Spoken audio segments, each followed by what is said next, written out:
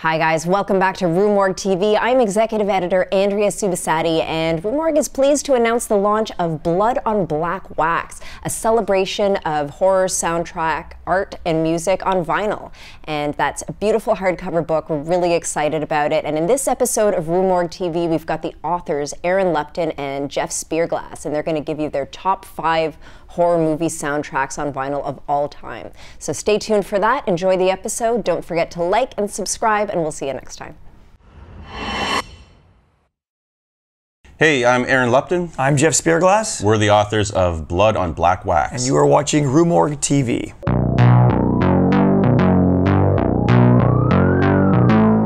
All right, so this is our book, Blood on Black Wax, Horror Soundtracks on Vinyl. There's a lot of different books out there about horror soundtracks, and there's some good ones, but most of them are kind of the same in the sense that the audience that they're directed towards is people that are into kind of music theory, classical composers, and they're all textbooks. I knew that if we were going to make a book about horror soundtracks, that it had to be more accessible and reach a wider audience. And that's when I sort of thought about the whole vinyl reissue trend that's been going on since 2012 with Death Waltz when they first put out Zombie 2. Since then, it's become huge with Waxwork and Death Waltz and Mondo getting in on the business. They've really managed to make horror soundtracks part of mainstream horror culture. And so I thought that if we could come up with a book that reflected that trend, that we'd reach a wider audience. And the book really affords us the chance to have had some conversations with a lot of luminaries in the field. I mean, half the fun was just being able to get to interview people like John Carpenter, Harry Manfredini. We talked to Denny Zeitlin. We talked to Charles Bernstein, like the who's who of the Lalo Schifrin. Lalo Schifrin, the horror-scoring world. That was a big part of it. And at the end of the day, it was a book that was kind of, the idea behind it was that it was geared towards 3 big audiences, which is horror fans, art collectors, and record collectors. And our parents. What the fuck? Why would you say that? Okay, it's now time for Jeff and I to talk about our top 5 horror soundtracks of all time, or at least in Aaron's attic. 5 great ones. Yeah. Okay, number 5, we got Alien by Jerry Goldsmith. The great thing about this book is we got all kinds of stories behind the soundtracks, and there's an incredibly interesting story behind Alien and Aliens for that matter. Ridley Scott didn't want Jerry Goldsmith, actually. If you can believe that, he didn't want Jerry Goldsmith to do the music, but the studio brought him in. They didn't like the music. The ending of the actual soundtrack is a mix of Jerry Goldsmith's music, it's a mix of temp tracks, and it's a mix of other music from other sources. Music, I think, was ported over from the movie Freud that ended up in Alien. That's right. That being said, the music that ends up in the film is great. It's dissonant, it's dirty, and it's very dark. It's a lot different than anything Jerry Goldsmith had really done before, and absolutely it belongs on any list of top soundtracks. Absolutely. It's also good to play on like a playlist when you're having a baby, like a birthing playlist.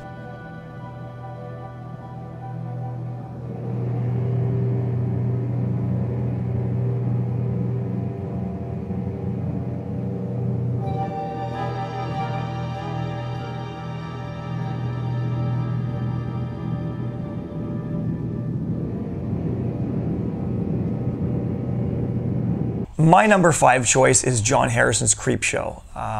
The soundtrack was originally primarily library music that George Romero had used. He'd been using library music on films like Night of the Living Dead, Dawn of the Dead, and had actually started to use library music for Creepshow.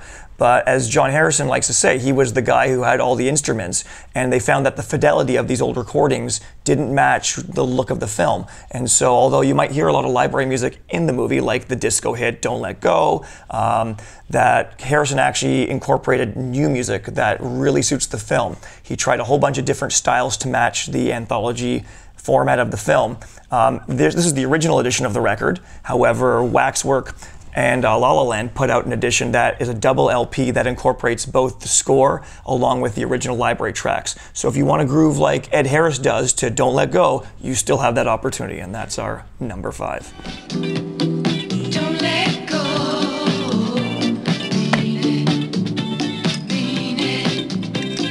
Okay, my number 4 is The Exorcist. No Halloween playlist, no horror soundtrack playlist is complete without The Exorcist, Mike Oldfield's Tubular Bells.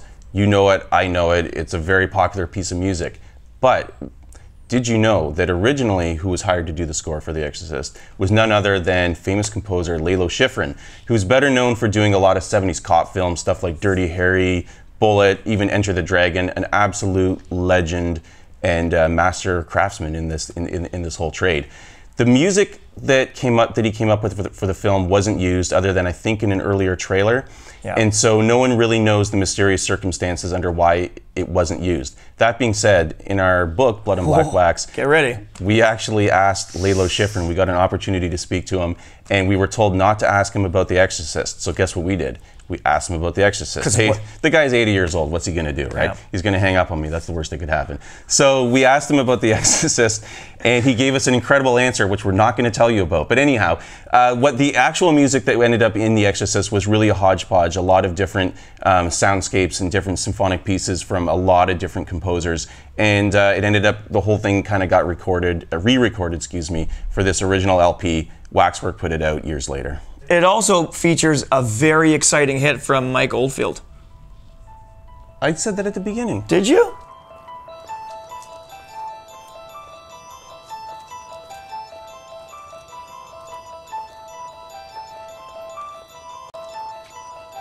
My number 4 pick is taking it back old school. I'm going to talk about Themes from Horror Movies, which was a Dick Jacobs record from 1959. So, you know, when I was born.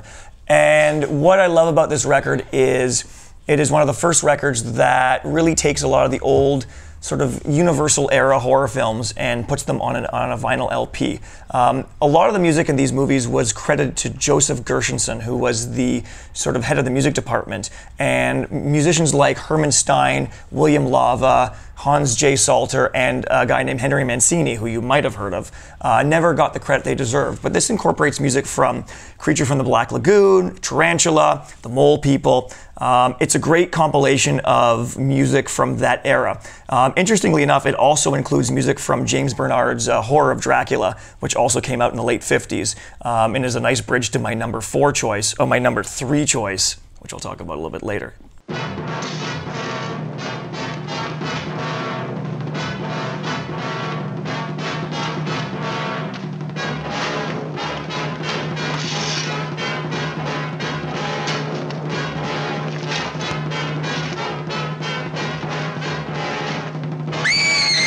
All right, my number 3 is, hey, Halloween 3. So Halloween 3 was directed by the great Tommy Lee Wallace, and it's gone on this magnificent journey from being absolutely easily the most hated entry in the whole Halloween franchise to arguably the best. Well, at least the best sequel anyway. It's become the fan favorite.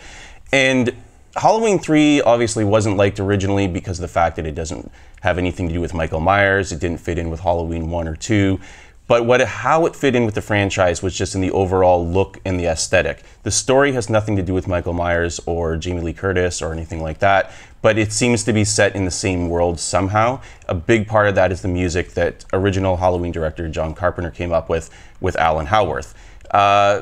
Chariots of Pumpkins is, I would say, probably the second best Halloween theme of the entire franchise. Whoa, maybe even the best. It's probably the second maybe best. The second best. Yeah, it has a sort of pulses to it that kind of set the tone of the film and places it again in that same type of weird sci-fi universe where anything can happen, including kids' brains melting on Halloween night when they watch a TV special.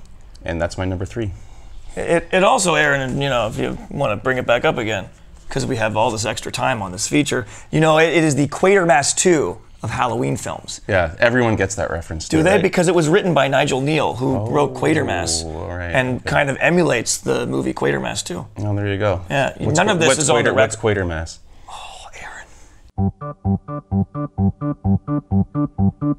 Happy, happy Halloween, Halloween, Halloween, happy, happy Halloween, silver shamrock. Happy, happy Halloween, Halloween, Halloween, happy, happy Halloween, silver shamrock. And my number 3 choice, if you couldn't guess from my illusion in my number 4 choice, is of course James Bernard's Dracula, which is presented here in the Hammer Presents Dracula record. Side 1 features a really cool 22-minute sound journey that has sound effects. It has Christopher Lee talking. It has James Bernard's infamous Dracula music, which is also my cell phone ringtone, and voiceover narration from Bill Mitchell. It also includes music from Four Faces of Evil, Fear in the Night, She, The Vampire Lovers, and Dr. Jekyll and Sister Hyde. Of course, I've memorized that. But it's a really cool old collectible from the era, from the 70s. And really, Bernard's music brings such a layer to those Hammer films that to not include on this list would be unthinkable. Anything you want to add? No, other than the fact that I do think that that record is one of the cooler novelty records that kind of belongs in every horror collector's shelves. Yeah.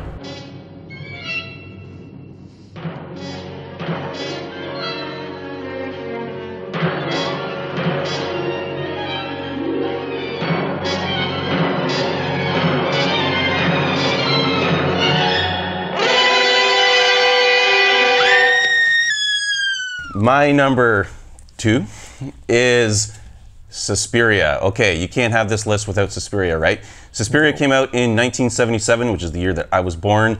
And when you think about it, at the time, director Dario Argento was kind of taking a bit of a chance because scores were still largely orchestral. They were starting to get electronic, but he did something different by bringing in a prog rock band, Goblin, from Italy, to do the score. Now, he had worked with Goblin previously with a lot of success in 1975's Deep Red, but it was Suspiria that absolutely, the music took the film off the charts. Suspiria, I don't really know what it's about, and people talk about what it's about. What it's really about is it's about an incredibly visual, lush, and just aesthetically insane film. And so it's equal parts primary colors, it's equal parts about the music that Goblin came up with. John Carpenter himself said he was incredibly influenced by Suspiria when he wrote the score for Halloween, and I think that to this day it's just one of the creepiest and most beautiful pieces of music to ever appear in a film, and one of the most beautiful horror films ever made. Oh, show them the gatefold, man. Okay, oh, there you go. That's inappropriate.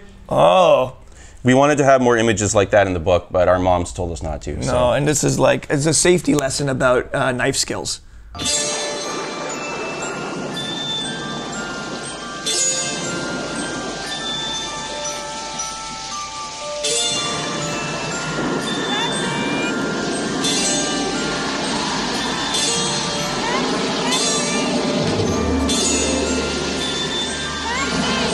Now, if you've been staring at my shirt long enough, you'll probably guess that my number 2 pick is, in fact, Phantom of the Paradise. We've got a chapter in the book devoted to rock and roll horror scores, everything from Teen Wolf to Hard Rock Zombies. But this is probably my favorite movie of all time. It is a Brian De Palma extravaganza. It is him firing on all cylinders and going completely over the top. What actually grounds this movie is this song score by Paul Williams, who did the Rainbow Connection from the Muppets and Phantom of the Paradise. The movie actually came out right around the same time as Rocky Horror.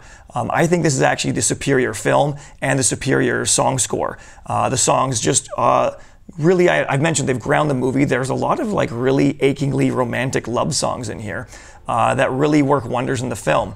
The songs also cover a gamut of styles from like 50s doo-wop style rock, Beach Boys surf rock to, eventually music that kind of predates Kiss and sort of the glam rock scene of the late 70s. It's a really good song score. De Palma knows exactly what to do with it in the film, and to not have it on the list would be unthinkable. I've said that already, but I'm saying it again. Unthinkable. See the change was showing. Dubious.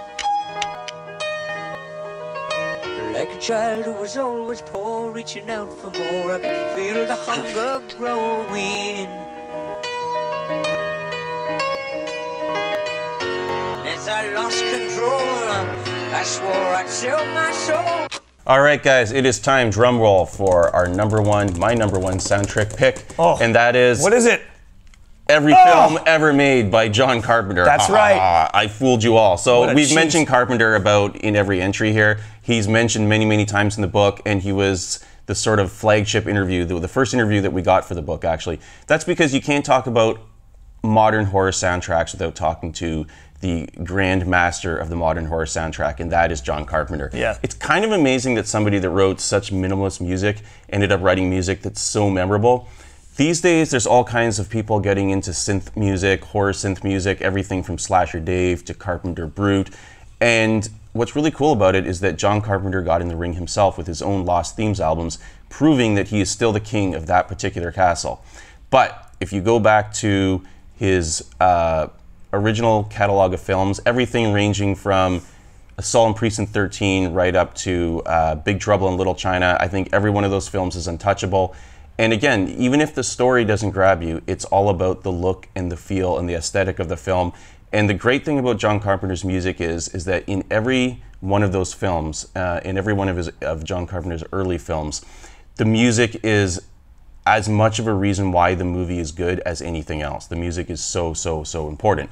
A lot of the music that he wrote and came up with for his films was just done for budgetary reasons. He couldn't hire composers, so he did it himself. But as it turned out, it ended up being why he made such great films. And I think what's really cool is that he now tours around and he performs Halloween and The Fog and Assault on Precinct 13 and Escape from New York and Big Trouble in Little China and Vampires, and it goes on, and he performs that live. So even if he doesn't have a film directing career anymore, he's a rock star at age 70. I think that's the greatest thing. So if you've never seen John Carpenter live, go see him live. I've seen him 3 times. It's absolutely incredible. He's my #1 favorite composer. He's my #1 favorite director. And if you're gonna buy a horror soundtrack, start with John Carpenter.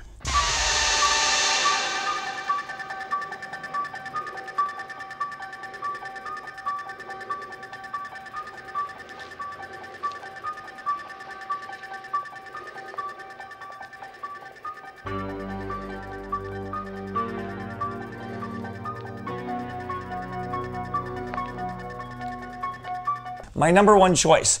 Is it Bernard Herrmann? Is it the soundtrack to Teen Wolf? So many choices. Are you ready? I'm ready. Your pulse is pounding. Okay, my #1 choice is pretty obvious, but how can it not be? Jaws by John Williams. John for your #1 and John for my #1. The two Johns. Two Johns. John Williams, and he's also my favorite composer of all time. Maybe with Herrmann up there as well.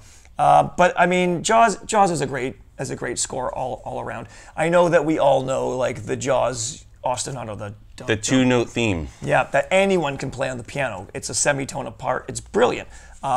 It's also a really great gimmick for, you know, and it really helps the movie when there was a shark that kind of sucked. But that music just adds so much weight to that shark. And it only actually plays when the shark is there. There's a couple of red herrings when it's like Kids with a Shark fan, but there's no Jaws music playing. It only plays when the shark is present. But what I actually really like about the score goes beyond the shark theme. I love that John Williams is already here channeling Eric Wolfgang Korngold and has this very great sort of Errol Flynn pirate-style music that plays when Hooper and Brody and Quint are chasing the shark and trying to lift the shark up with several of these yellow barrels. It's adventure music of the highest order that he's going to come back to in Star Wars. He's going to come back to it in the Indiana Jones films. But really, it all begins here with basically what is arguably the first blockbuster film in Steven Spielberg's Jaws. It's the best movie of all time. Best score of all time. It's probably the best movie of all time, and absolutely, it's the most terrifying music ever written.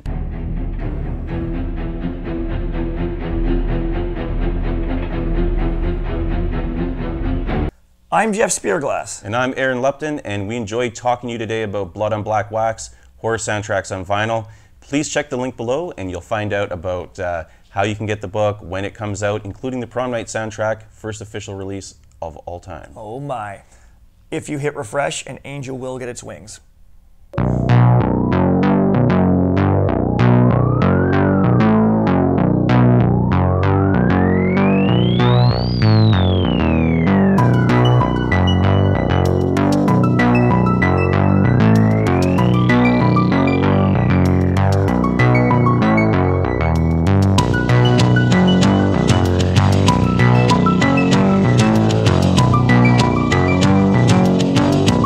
I think we need to come back and talk about Quatermass. Which John Carpenter was a huge fan of Quatermass. And was incredibly influenced by that. Scream Factory is putting out the Blu-ray in a few months. That's right. Maybe out by the time you watch this. I heard Jeff Spearglass is going to be doing guest audio commentary on it. I have not heard that, but Me neither. it's my doppelganger. It's not happening. Jeff SZPIRGLAS. What is happening though? Oh, my number 3 choice